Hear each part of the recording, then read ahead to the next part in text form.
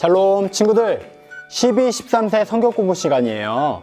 우리 친구들 말씀을 들었을 때는 탕자의 비유에 들었을 텐데요. 오늘은 이 공과책은 세 가지 비유를 얘기할 거예요. 그 세 가지 비유 중 하나가 탕자의 비유인데요.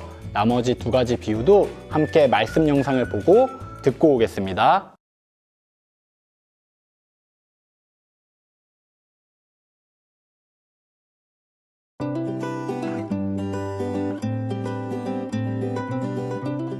세리와 죄인들이 예수님의 가르침을 들으려고 왔어요.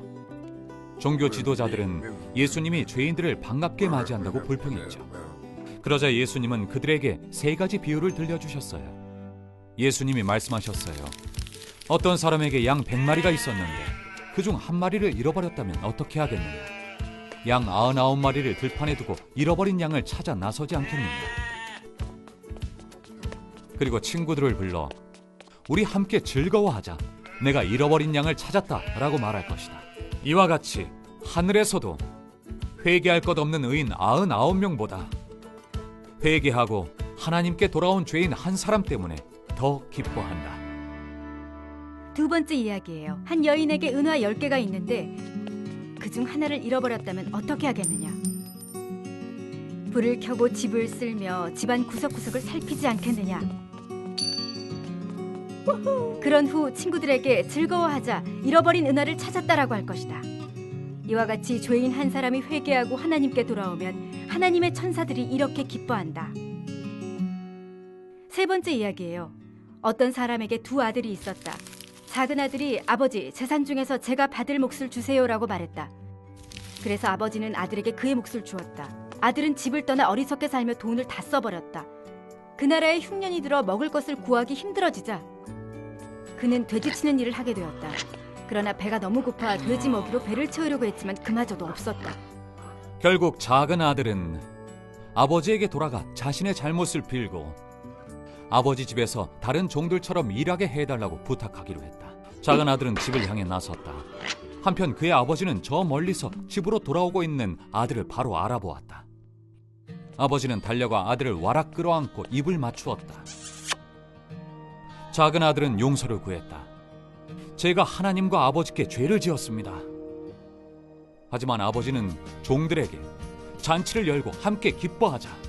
가장 좋은 옷을 가져와 내 아들에게 입혀라. 손가락에 반지를 끼우고 발에는 신을 신겨라. 내 아들을 잃어버렸다가 다시 찾았다 라고 말했다. 이때 들에 있던 큰아들이 집으로 돌아와 음악 소리를 듣고는 무슨 일이냐고 종에게 물었다. 종은 동생이 돌아와 주인 어른이 잔치를 벌이셨다고 말했다. 큰아들은 화가 났다. 잔치에도 들어가지 않았다. 아버지가 나와서 잔치에 들어가자고 했지만 큰아들은 불평했다. 저는 아버지께 거역한 적이 없잖아요. 그런데도 저를 위해 잔치를 여신 적이 있나요? 아들아, 내가 가진 것이 다 내 것인 줄 모르느냐?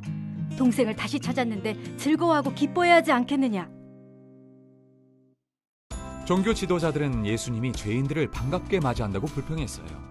예수님은 하나님의 용서를 가르치려고 비유들을 들려주셨어요. 하나님은 예수님을 보내셔서 죄인들이 용서받을 수 있게 하셨어요. 구원자 예수님은 죄인을 찾으세요.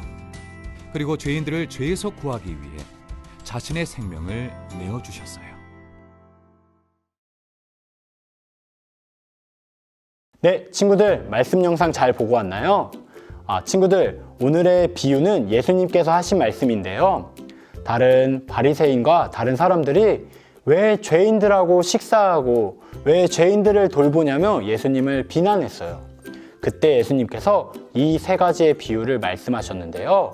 양 100마리 중 한 마리를 잃어버리면 그 양 한 마리를 열심히 찾아가는 사람이 바로 예수님이라고 말씀하세요.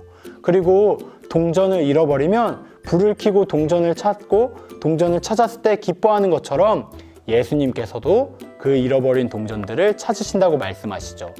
이 첫 번째 잃은 양과 잃은 동전의 그 비유는 예수님께서 잃어버린 자신의 자녀들, 바로 죄인들을 찾아가시고 그 죄인들을 찾았을 때 하나님께서 기뻐하신다고 말씀하시죠. 친구들도 왜 복음을 전하고 전도해야 하나? 왜 하나님의 사랑을 알려야 하나? 나만 알고 있으면 될 텐데 왜 그래야 하나? 라고 생각했을 거예요. 하지만 하나님께서는 우리에게도 사랑을 부어주시고 하지만 또 죄인들도 하나님께로 돌아오길 원하세요. 그래서 우리가 가지고 있는 하나님의 사랑 너무나도 기쁜 거 잘 알고 있으시죠? 그 사랑을 우리만 아는 것이 아니라 남들에게 전해서 하나님께로 돌아가고 또 그 돌아갔을 때 하나님께서 기뻐하신다는 것을 알려주시는 거죠. 친구들, 오늘 마지막 그 세 번째 비유는 오늘 말씀 함께 들었던 탕자의 비유인데요. 돌아온 아들의 비유였어요. 이처럼 아버지가 돌아온 아들을 기다리는 것처럼 예수님께서도 다시 하나님께로 왔다가 나가버리는 그 아들들을 기다린다고 말씀하세요. 친구들 함께 하나님을 예배하는 친구들일 텐데요. 하나님을 예배하고 또 남들과 비교하고 있진 않은지 돌아보고 또 하나님을 알지 못하는 사람에게 하나님을 사랑을 잘 전하는 우리 드림 시니어 스카이 친구들 12, 13세 친구들 됐으면 좋겠어요. 그러면 우리 이 시간 다 같이 공과책 피도록 하겠습니다. 네, 공과책 16페이지를 볼게요. 우와, 찾았다. 비유 속의 세 사람이 잃어버린 것들을 찾으며 미로를 통과해 보세요. 미로를 통과하며 찾은 글자를 조합해 아래 문장을 완성해 주세요. 미로를 풀어주시고 아래 문장을 완성시켜서 네이버 밴드방에 올려주세요. 전도사님이 30초의 시간 드리도록 하겠습니다.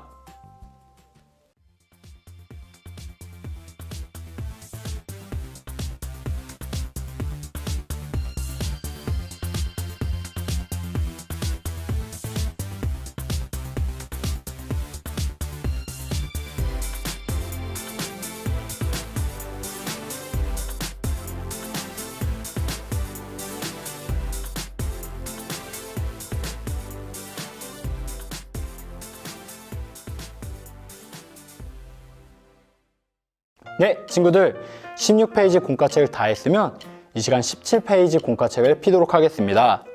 내 마음은 성경 이야기에 나온 아버지와 두 아들을 각 상황에 어떤 감정을 느꼈을까요? 65쪽에 감정 스티커를 자유롭게 붙여 표시해 보세요. 왜 그렇게 생각하는지 빈칸에 적어 보세요.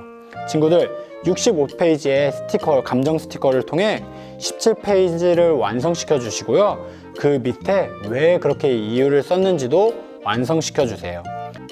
친구들 30초의 시간 드릴 테니까 공과를 완성시켜 주세요. 시간 드리겠습니다.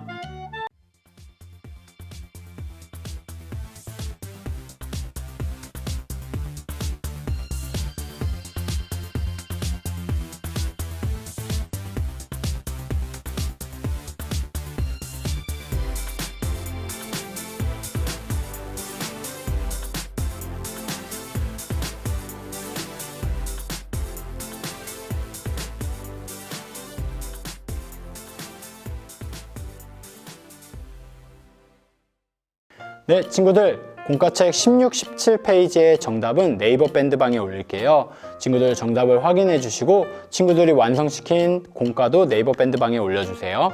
그러면 나만의 기록장 18페이지를 펴보도록 하겠습니다. 전도사님이 또 두 가지의 질문을 드릴 텐데요. 두 가지의 질문을 곰곰이 생각해보고 완성시켜 주세요. 첫 번째, 친구들 오늘 탕자의 비유, 돌아온 아들의 비유를 들었어요.